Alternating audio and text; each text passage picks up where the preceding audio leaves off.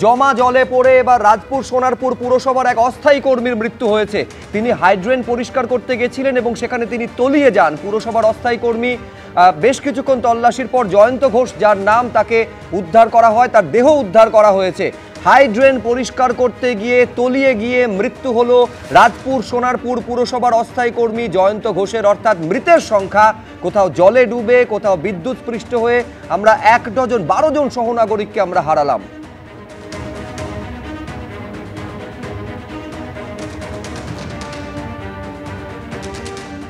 ডোমকলে জুয়ার থেকে হানা পুলিশের, আক্রান্ত হলো পুলিশ। ডোমকলের সেই ছবি রেখেছি আপনাদের সামনে।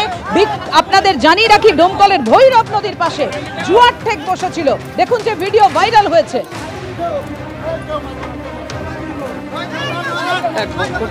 ডোমকলের ভৈরব নদীর পাশে জুয়ার ঠেক বসেছিল আর সেই সময় পুলিশ হানা দেয়। আক্রান্ত হলো পুলিশ। পুলিশের তাড়া খেয়ে পালাতে গিয়ে জলে ডুবে যায় একজন, এমনই খবর পাওয়া যাচ্ছে। আর প্রতিবাদে পুলিশকে ঘিরে বিক্ষোভ দেখালেন স্থানীয়রা।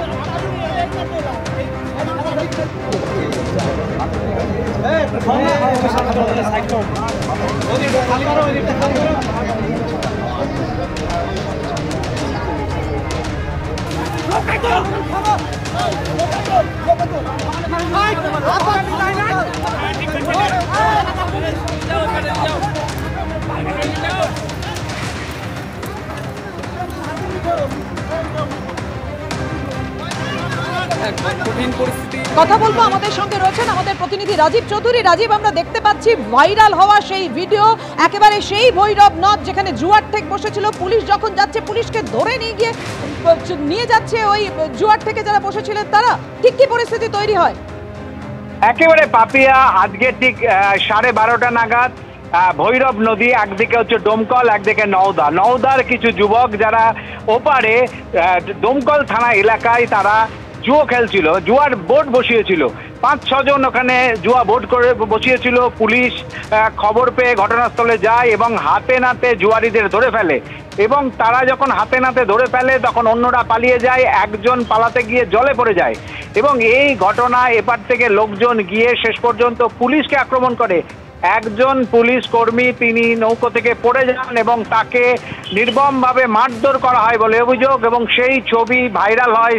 স্থানীয় মানুষজনই সেই ছবি সোশ্যাল মিডিয়ায় ভাইরাল করেন।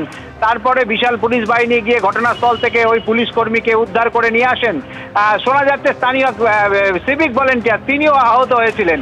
এবং এই ঘটনায় যিনি জুয়ারি, যিনি জলে তলিয়ে গেছিলেন ভৈরবের নদীতে, এখনো তার মৃতদেহ পাওয়া যায়নি। পুলিশ চারদিক থেকে তার মৃতদেহ খোঁজার চেষ্টা করছে। তিনি জীবিত রয়েছেন না মারা গেছেন সেটা এখনো নিশ্চিত নয়।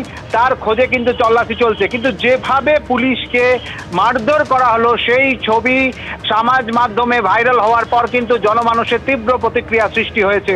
বিরোধী দলনেতা শুভেন্দু অধিকারী এই ঘটনার তীব্র সমালোচনা করেছেন এবং তিনি বলেন পুলিশের কিছু না করার জন্য, পুলিশ অ্যাক্ট না করার জন্য পুলিশের ওপর মানুষ এই ধরনের চড়াও হচ্ছেন। এবং এই ঘটনা নিয়ে কিন্তু রাজনৈতিক তরজাও শুরু হয়েছে। কিন্তু যেভাবে ডোমকল থানার এক পুলিশ কর্মী জুয়ারিদের ধরতে গিয়ে আক্রান্ত হলেন তা নজিরবিহীন এবং এই ঘটনার পর কিন্তু বিশাল পুলিশ বাহিনী ঘটনাস্থলে এই মুহূর্তে রয়েছেন। পাপিয়া।